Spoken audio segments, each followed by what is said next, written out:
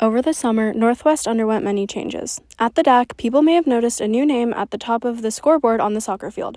On August 29th, before the boys' varsity soccer game, the field was dedicated to Dr. Rick Pribyl, Northwest's first head soccer coach and an English teacher.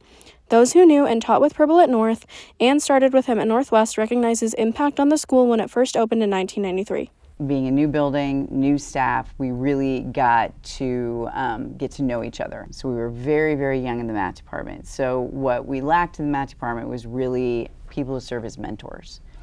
Rick and his wife Linda both really served for me in that role as I went through some different things. Dr. Pribyl was just a big prankster and kept everything lighthearted, so it was easy to gravitate toward him. Because of that. Pribyl was a teacher and coach at Northwest from the school's opening until 2018 when he retired. During that time, he won 7 soccer state championships, 14 regional championships, and 11 EKO titles, while leaving a lasting impact on those who knew him before his passing in December of 2024. Not only did Pribyl make connections with his coworkers, but also his students. His family and others carried on his legacy at the school and in their communities. 2000 to 2003 soccer player. And I was the only freshman on varsity because we had a really stacked team, but they needed a goalkeeper, and so luckily I fit the bill. What he taught me was invaluable for the rest of my career as a goalkeeper, but also for the rest of my life, was to be a leader and to use my voice. And he just cared about us as athletes. He cared about us as people. So this is the only place in the world where people don't call me by my first name.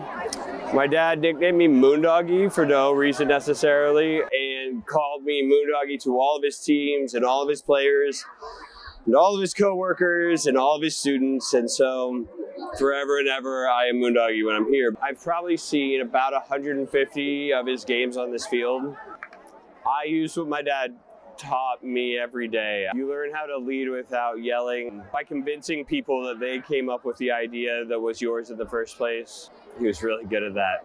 I think the coach who we all desire to be. He was calm and poised, but his players came first, the people came first.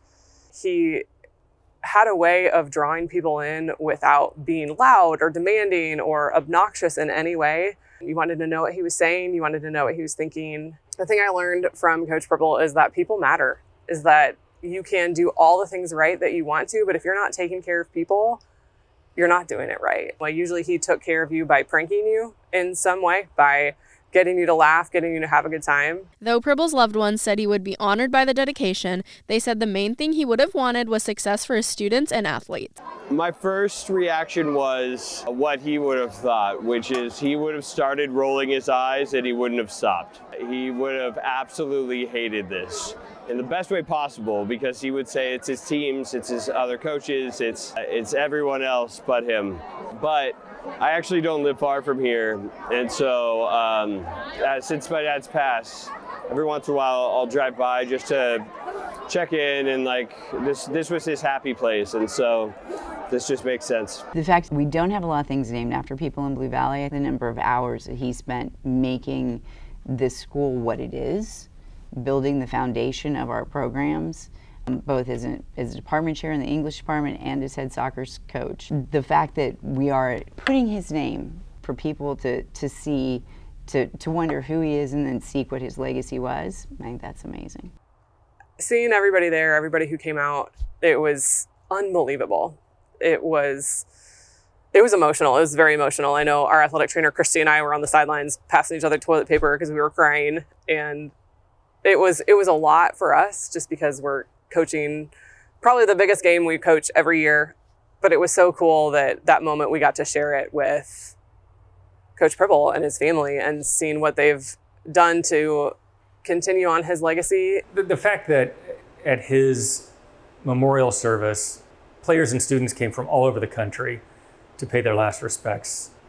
And the fact that there were former players here tonight who wanted to be part of this evening because he had meant so much to them. I mean, it's hard to tell somebody who didn't know him, hey, you should have known this guy. But I think just his name on the field, and every once in a while if somebody asks, who was that? Why is it named that? If I'm around, I'd be happy to tell them all about it. Those who knew Pribyl say he left a lasting impact on all that knew him. His success as a coach and influence on Northwest will now be remembered anytime we play on Rick Pribyl Field. This is Anaya Zaman for Husky Headlines.